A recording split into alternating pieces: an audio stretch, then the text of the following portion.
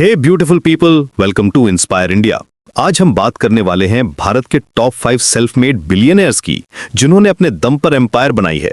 ये कहानियां हैं स्ट्रगल से सक्सेस तक की, जो हमें सिखाती हैं कि सपने देखना और उन्हें पूरा करना कितना पावरफुल हो सकता है।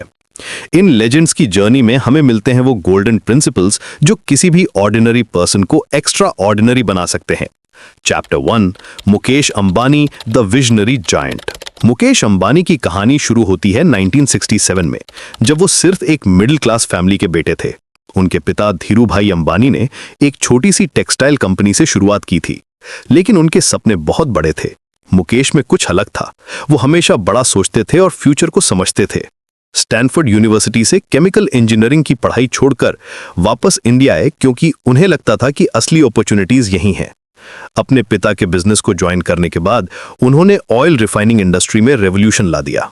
आज रिलायंस इंडस्ट्रीज के चेयरमैन के रूप में उनकी नेट वर्थ है $117 बिलियन। उन्होंने ऑयल रिफाइनिंग से शुरू करके टेलीकॉम, रिटेल और अब ग्रीन एनर्जी तक अपना एम्पायर फैलाया है।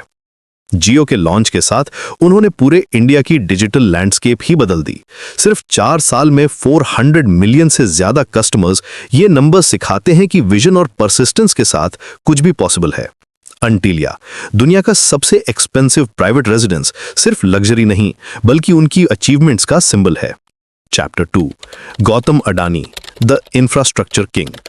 गौतम अडानी की जर्नी बेहद इंस्पायरिंग है। 1962 में एक मिडिल क्लास फैमिली में जन्मे अडानी ने अपना करियर डायमंड ट्रेडिंग से शुरू किया था। मुंबई की बिजी स्ट्रीट्स में डायमंड्स बेचते हुए उन्होंने बिजनेस की बेसिक सीखी थी, लेकिन उनका असली पैशन था इंफ्रास्ट्रक्चर डेवलपमेंट में। वो समझ गए थे कि इंडिया की ग्रोथ के लिए पोर्ट्स, एयरपोर्ट्स और एनर्जी इंफ्रास्ट्रक्चर की जरूरत होगी।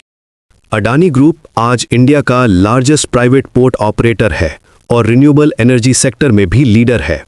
उनकी नेटवर्थ है $68 बिलियन। अडानी ने पोर्ट्स, एयरपोर्ट्स, पावर जनरेशन और कोल माइनिंग में अपना एम्पायर बनाया है।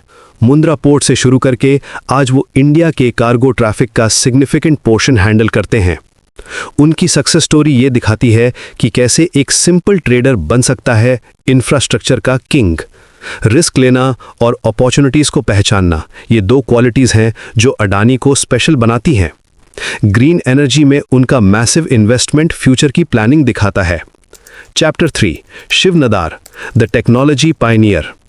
शिव नदार को इंडिया का बिल गेट्स कहा जाता है और इसकी वजह है 1945 में तमिलनाडु के एक स्मॉल टाउन में जन्मे नदार ने 1976 में HCL की फाउंडेशन रखी।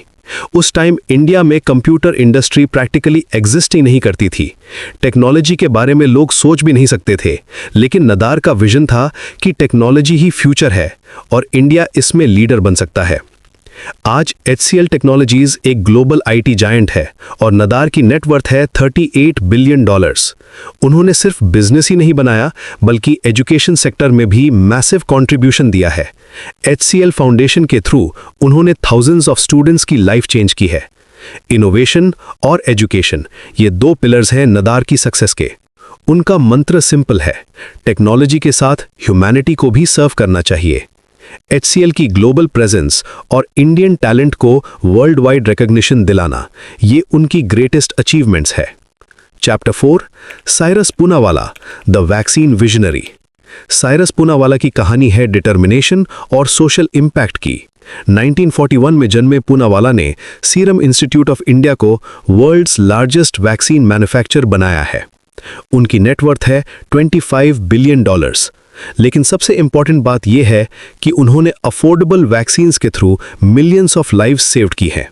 सीरम इंस्टीट्यूट हर साल 1.5 बिलियन डोजेस प्रोड्यूस करता है। ये नंबर सिर्फ बिजनेस नहीं, ह्यूमैनिटी की सर्विस है।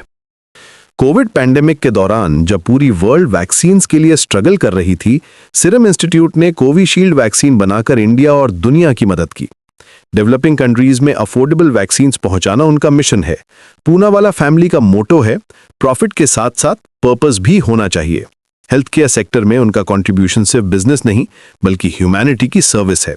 उन्होंने प्रूव किया कि बिजनेस सक्सेस और सोशल रिस्पॉन्सिबिलिटी साथ साथ चल सकते हैं। Chapter 5, Radhakrishna Damani the retail revolutionary. Radhakrishna Damani की स्टोरी है पेशेंस और स्मार्ट इन्वेस्टिंग की। 1954 में जन्मे दमानी ने स्टॉक मार्केट से अपना करियर शुरू किया था। दलाल स्ट्रीट पर ईयर्स तक ट्रेडिंग करते हुए उन्होंने मार्केट की साइकोलॉजी समझी, लेकिन उनका रियल गेम चेंजर था डी मार्ट का लॉन्च। रिटेल में एंट्री करना उस टाइम बहुत रिस्की था, लेकिन दमानी का विजन क्लियर था। आज डी मार्ट इंडिया की लार्जेस्ट रिटेल चेन है और दमानी की नेटवर्थ है $18 बिलियन। उनका बिजनेस मॉडल सिंपल लेकिन इफेक्टिव है। एवरीडे लो प्राइसेस और efficient supply chain. D mart के 300 से ज्यादा स्टोर्स में जो कस्टमर एक्सपीरियंस मिलता है वो अनमैच्ड है। दमानी ने प्रूव किया कि रिटेल बिजनेस में भी मैसिव वेल्थ क्रिएशन पॉसिबल है। उनकी सक्सेस का सीक्रेट है कस्टमर्स फर्स्ट अप्रोच और लॉन्ग टर्म थिंकिंग। वो हमेशा कहते हैं कि बिजनेस में शॉर्टकट्स नहीं होते, सिर्फ स्मार्ट वर्क और पेशेंस होता है। स्टॉक मार्केट से रिटेल तक का उनका जर्नी सिखाता है कि डाइवर्सिफिकेशन और टाइमिंग दोनों इंपॉर्टेंट हैं। ये 5 लेजेंड्स हमें सिखाते हैं कि सक्सेस का कोई शॉर्टकट नहीं है। विजन, हार्डवर्क, इनोवेशन और परसिस्टेंस, ये क्वालिटीज हैं जो ऑर्डिनरी पीपल को एक्स्ट्रा ऑर्डिनरी बनाती हैं। हर एक ने अपने फील्ड में रेवोल्यूशन लाया है और इंडिया को ग्लोबल मैप पर एक स्ट्रॉन्ग पोजीशन दिलाई है। इनकी स्टोरीज इंस्पायर करती हैं कि ड्रीम्स को रियलिटी में कन्वर्ट करना पॉसिबल है, बस डेडिकेशन और राइट स्ट्रैटेजी चाहिए। Please do subscribe for more information.